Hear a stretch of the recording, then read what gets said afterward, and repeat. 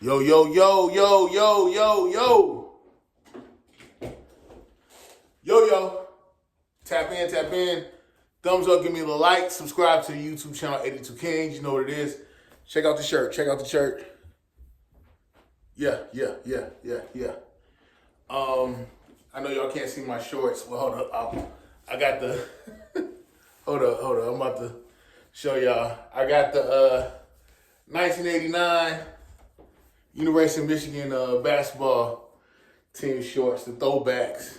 And I got the 86 Michigan Wolverines Big Ten championship shirt. Now, as you know, well, if you're a Michigan head, you know, we won the national championship in 89. We had Glenn Rice, Terry Mills, Sean Higgins, Vaught. Is it Roy? Yeah, Roy Vaught, Ramil Robinson, Steve Fisher's first year. Rob Pelinka was on the squad. I'm a Michigan head through and through. You know, I affectionately call Michigan Wolverine Athletics and Sports, I call it the 7 Mile Show. Because as a shorty, excuse me, as a little kid, I grew up watching Michigan. I lived on 7 Mile and Evergreen. So when I saw them play, it was all 7 Mile. So I affectionately call it the 7 Mile Show. All Michigan Athletics, the 7 Mile Show. But yeah, let's shout out to Dr. Huey P. Newton, R.I.P. Huey P. Newton. He said that everything is political. Sports is political, education is political, politics are political. The way your culture, everything has a political dynamic. So with that being said, I want people to understand, like, there is no shut up and dribble.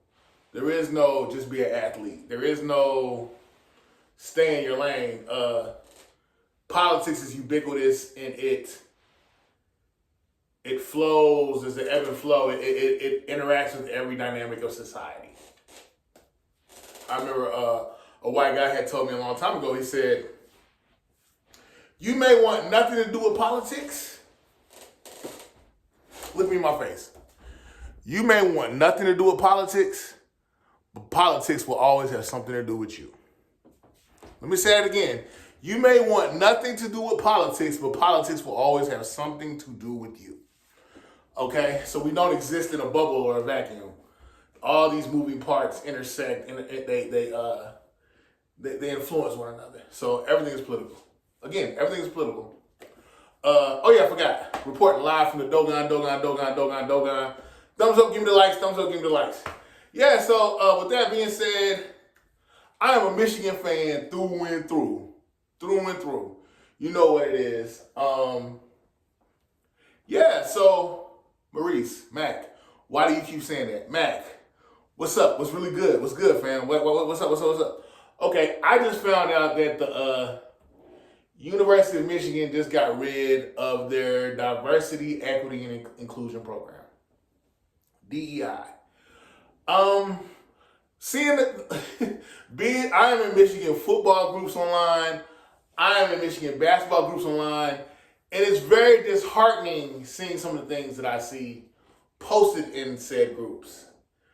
Let me first say this. History can be ugly.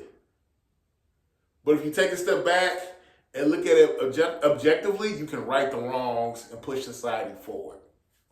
Okay? Release your ego. Tap in. Look at this objectively.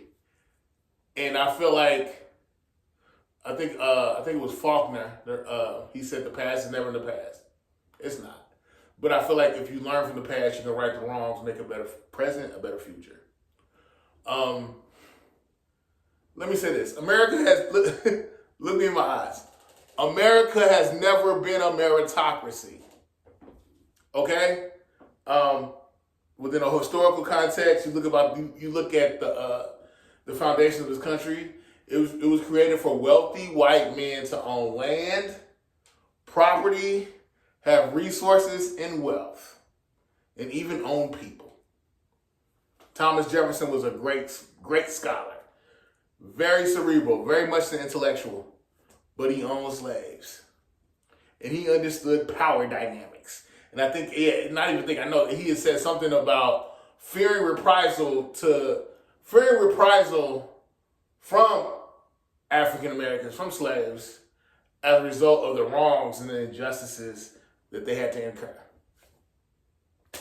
I'll do, why am I saying all this? I don't know. Sometimes when I hear white men talk about DEI and affirmative action, I'm not sure if they understand why DEI was implemented. Okay, Mac, why was DEI implemented? Okay, I got you.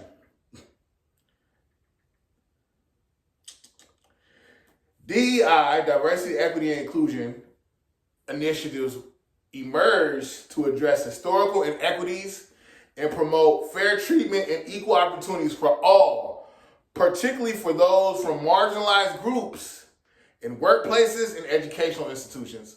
Okay, basically, if you were not a wealthy white man with resources, you were cut off, not allowed in the guilds, unions. You were not in the driver's seat as far as equity, as far as equality, if you were not a wealthy white man. So I need white men to understand, don't get pissed off, don't get mad. Let's right the wrong. But I get it. And I think I said this in the video prior. Equity and equality feel like oppression when you're used to being on top, when you're used to having power. So I get it. Bottom line, a lot of these white dudes, they don't want to let go of their power. But my thing is, it doesn't have to be a versus. We can have equity, we can find equilibrium, But if you're that much cemented and rooted in your ego, where you just want power, control, you're a psycho. You're a psycho. If all you want to do is have power, you're a psycho. Sorry. But yeah, no, it's the odd thing about all this is the primary benefactors of DEI, of affirmative action, have been white women. That's the thing. It's like I hear white men speak from a notion of fear. We're being replacement theory. They're about to replace us. We're about to replace white men. And my thing is, it doesn't have to be that. I think a lot of times white men know what they would do, which is just to be forceful and sustain power. I think a lot of times they're fearful of what they have done to other people being done to them.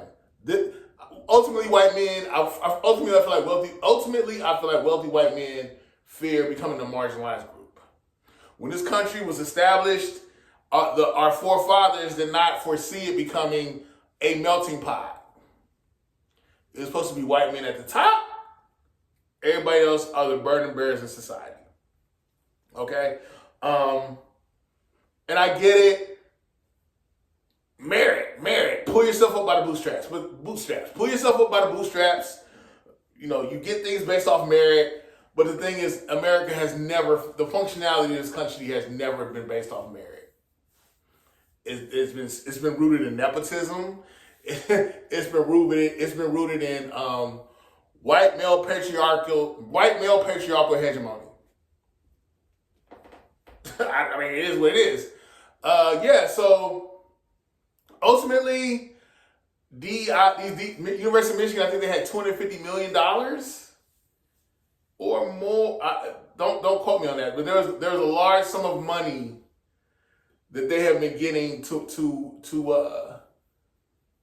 impose DEI, to use DEI, and that was federal funding. And they rolled back DEI. They've since thwarted it, canceled it, because they still want to get federal funding. And this is a byproduct of the Trump administration. Okay? And bottom line is, you don't want daddy to cut you off, so you get in alignment with it. I'm kind of shocked that the University of Michigan didn't make a little bit more pushback, but I get it. It's politics as usual. It's about money. So they got in alignment with what the government said. I get it. And I also heard that they're going to try to divert those funds to help marginalized groups in other ways. But we'll see. And back to I told y'all I'm in football groups online, and I'm hearing all these white men talking about America. It should be a meritocracy.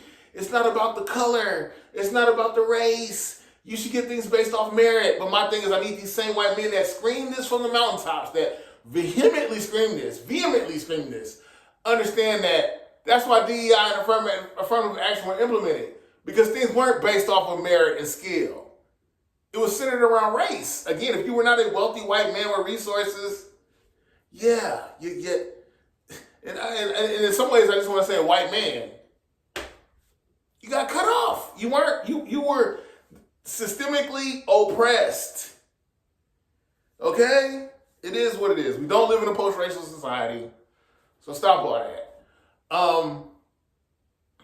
And I guess my thing is, I need people to understand why DEI was created. I need people to understand that this America has never been a meritocracy. I need people to understand that all the time, as far as diversity, equity, inclusion, these things were systemically implemented to right the wrongs. There are a lot of people who were educated, but they weren't white men, so they got cut off. Again, the primary benefactor of DEI, affirmative action, has been white women.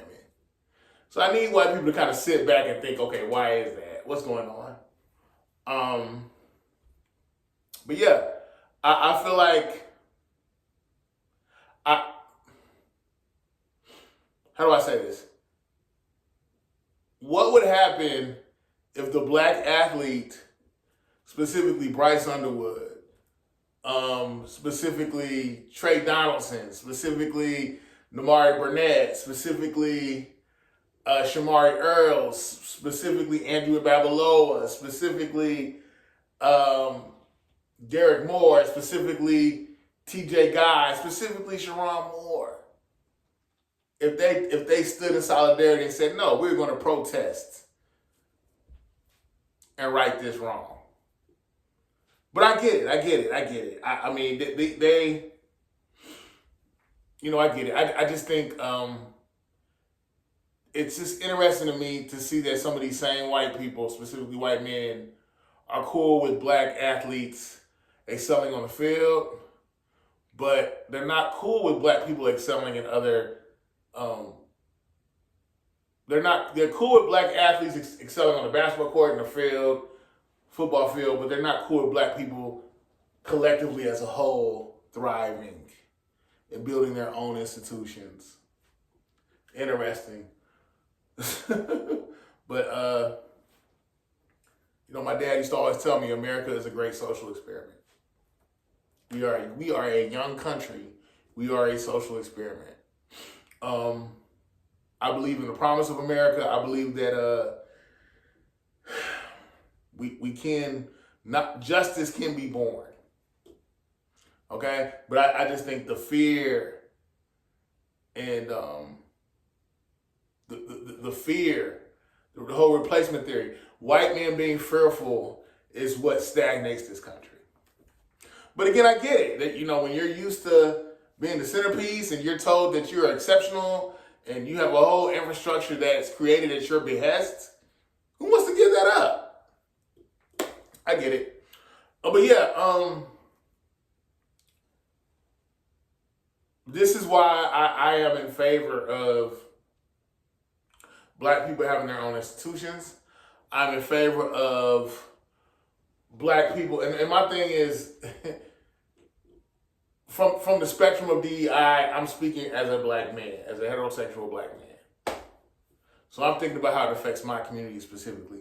But I don't think it's relegated or limited to my community. I feel like DEI should benefit all marginalized groups. I firmly believe that, okay?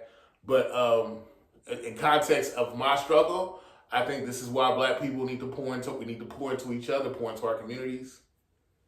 pour into our institutions, create our own institutions, so we are not dependent. It's the homie Mac, man. But yo, I do believe this, though. I feel like the government should be a parent. A government should serve the people. What was the movie V for Vendetta that said a people should not fear their government? A government should fear its people. Because essentially a government is built to serve the people. Service, service, service. Not a certain demographic of people, but collectively the people. Yeah, it's the homie Mac. Thumbs up, give me the likes. Thumbs up, give me the likes. Signing out from the Dogon. Hail to the victors. Hail to the victors. I'm a Michigan fan through and through. But let's get it together. Ann Arbor, let's get it together. I'm out.